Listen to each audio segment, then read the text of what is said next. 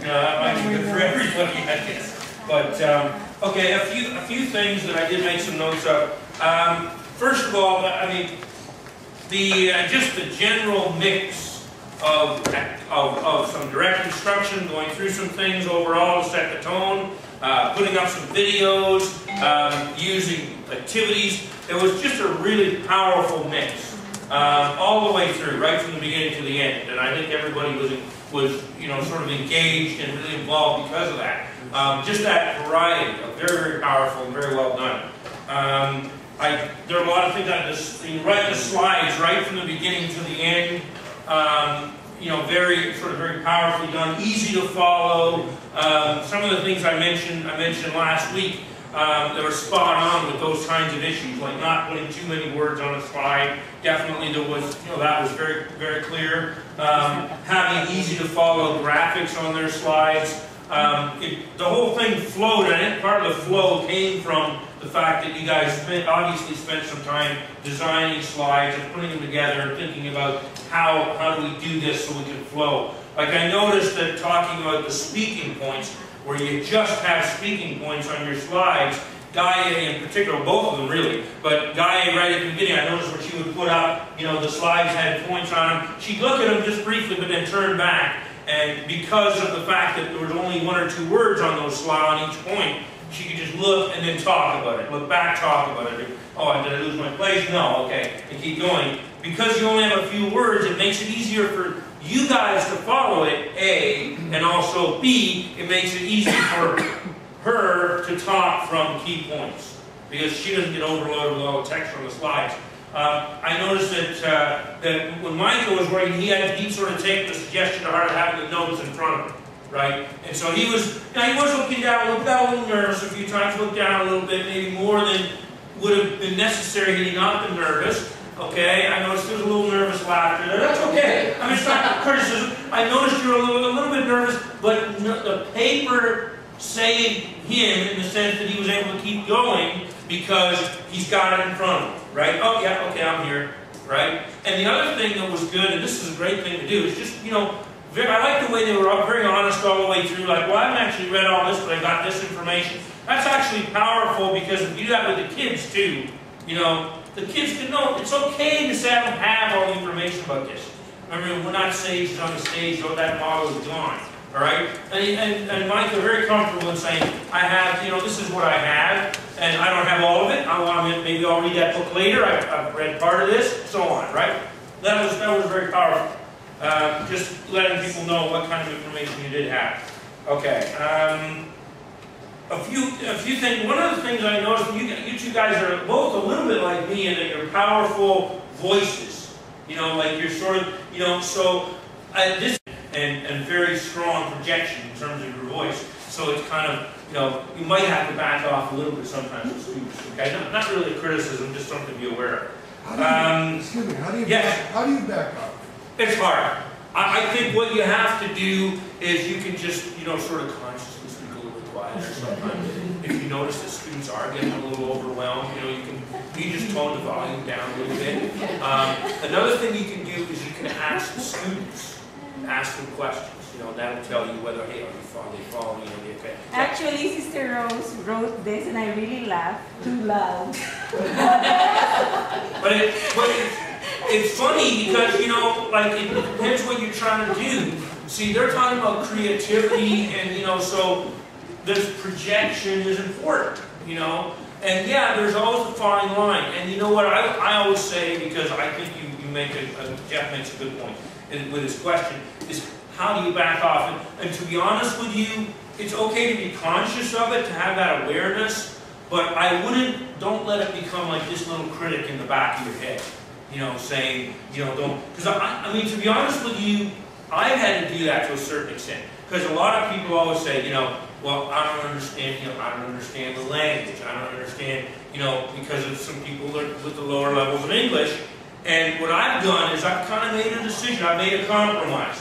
I've said, okay, I will slow down, I'm going to repeat things, I'm going to write things on the board, I'm going to give people an opportunity to look at videos by having the students help me, as my students have been doing here. I'm going to do that, I'm going to tell people they can email me whenever they want. I'm going to tell people they can phone me. I'm going to tell people they can always come in and ask me. I'm going to do my best to never blow anybody off, and I'll always try to help them. And then I said, you know what? That's all I can do. And after that, I'm going to teach the way I teach. And you know, if one or two people have a tough time sometimes, they know they can come to me. They have to take some responsibility. So this is personal for me. I know where you're coming from with that question. And I have a feeling that both of you are in the same kind of boat. You know, you should accommodate students. You should work with students. You should try to help them. But everybody has a style. Everybody has a way of doing things. If I came in here and I tried to teach like this all night because I want to be calm for everybody and I want to be slow so everybody can understand every word, every minute. The problem is first of all, I'm going to hate teaching. So I probably quit after a couple of 6 weeks. I probably say, well, you know, before my life, I say, you know, I love you, and I know that it's nice to I get a pretty decent salary between these two jobs, but you know what? I don't want to do this anymore. I'm going to have to go out and find something else to do. Maybe I'll drive a truck for a living. I don't know. But you know, because I don't enjoy it. That's the first thing. You got to do it the way that's right for you, and you can't. But I guess what I'm saying is, I'm not trying to say that. I don't think you should change what you're doing because I think it's wonderful. But what you should do is just be aware of it and know that sometimes you have to adjust. That's all I'm saying. Does that make sense? Yeah. It's not, you know, when I say back off, I don't really mean exactly back off. I just sort of slow down, you know, quiet down. Sometimes give students a chance to reflect, those kind of things, but not changing your style because you can't change your style. That's who you are, right? Okay. Let me see. Okay, a couple of things here. What else do I want to mention? Oh, there was one thing I really did want to mention, because at one point you had a really great question on there, and the question was, and I think this might have been because you were nervous, but you had a question up there that said, can you think of any other reason for, I think it was the importance of creativity? Something like that on your slides? Can you think of any other reason? Yeah, the need to be creative. Yeah. And I was watching around, I had a couple of ideas, and I was looking around, and I was thinking, people had some ideas, and it would have been like a great 5-minute discussion, and then you just kind of flip to the next one. And I think everybody's like, I want to say something! Let me say something! Because I wanted to say something! Sorry. So I have a feeling I might not have been the only one on that. Okay? So, but that's, just be aware that when you have like questions that are sort of thought-provoking on your site, I want to make sure you give people space to sort of comment, okay? That wasn't a real serious issue, but it was something I noticed. Okay. What else? I mean, I don't, there's not really a lot more. I mean, I could probably go through a lot because it was very, very powerful. It was very well done. There was a lot of variety. I love the way you guys went back and forth. I thought that was great.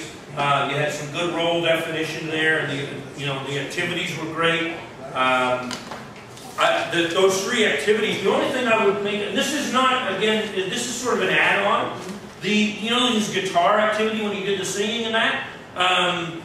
That's really great to do with kids, by the way, because kids, if you can sing, I mean, if I did it, they'd throw me out of the classroom. Like I said, it would have been a relief activity when we did the next one, because everybody gets to stop listening to Andy sing. But if you can sing like Micah, a wonderful singer, then, that's a great thing to do, because the kids love that, for one thing. What I would do is I would actually extend that an activity like that, where he gave us the words before he sang the song. I actually wouldn't do that. I'd actually say, okay, guys, you've got your guess, you are where you are, and then I'd sing the song and let him take a crack at what the words are when you sing it, right? So in other words, still having the blanks up there and then singing, right? And what the reason for that is, especially with students having trouble with the language, then you can try to pick it up from the auditory clues. Plus, they feel good. I've got 40% of the answers now. I pick up another 20 or 30%. As I listen to it once, maybe they get almost all of them on a second listen. And if they talk to their friends, maybe they actually get all of them. Make them feel good, too. Right? The other thing you can try, and I've actually done this, not with me singing, but with playing recordings, just playing music for kids, is you can see if they can guess all the words to a song and get them to work with their buddies. You can use pop songs, like pick songs where the words are easy to hear. Like just some singer, Celine Dion, for example, very, very clear voice, and the words are usually easy to hear. You know, don't pick some of these rap groups, or first of all, the lyrics are probably inappropriate. But some of the groups that it's very, very hard, like, you know, and then you can go further and get them to talk about the meaning of it. Kids love that kind of stuff because it relates to things they're already doing at home. You know, they're already listening to music at home. They're already, you know, trying to figure out the words to their favorite song on the radio or the internet or whatever, right? They're doing that. So you're just giving them an opportunity, and then you can extend it into learning. You know, then talking about meanings, talking about, you know, what do these words mean, how do we understand them, okay? But those activities that you guys did, very, very powerful, so I commend those to everybody. The only other sort of wrap-up point that I have, and this is kind of a looking forward point for the rest of the presenters, would be that I would suggest, I know I offered this as an option, it's an option, you don't have to do it, but I think it's useful that some of you, like with some of these topics that are pretty heavy, is you could be passing readings on ahead of time, right? Either to me, and I will send them to everybody, or if you have the email list of everybody's email, you can send it to everybody. Because a topic like this tonight, if you look at the material they did, you know, you guys could have sent maybe some of the pink reading, whatever the clip was in Oprah. You could maybe even send the address for the Ken Robinson clip. You guys want to watch it, you can watch it. Is that because, especially again, being sensitive to the language issue, some of you might like to have a chance to look at the stuff ahead of time. Not only for the ideas, but amongst some of our students also for the language. Because they want a chance to hear those words and get some of those ideas before it's spoken here. Right? Because that familiarization will help them. Now, I don't think you should do that. If you've got a fun thing like the activities, you want that to be a surprise. I'm not saying that. You don't have to take that element of fun or surprise. Don't do that. Or, you know, if you say, well, my slideshow has things that I want to bring in as I'm doing it. So you don't have to send your slideshow. I'm not saying that. I'm saying background readings. Right? Does that make sense? If you have something that you think would be useful for people to know and look at before you present, it'd be good to send those things out for people to get to look at them before they come in here. So that we're not just learning on that night of the presentation. Okay?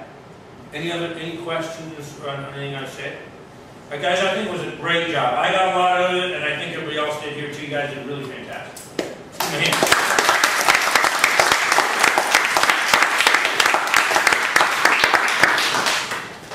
All right. If there's any questions about anything, you can ask me. Otherwise, you guys are free to go. But I see your truth.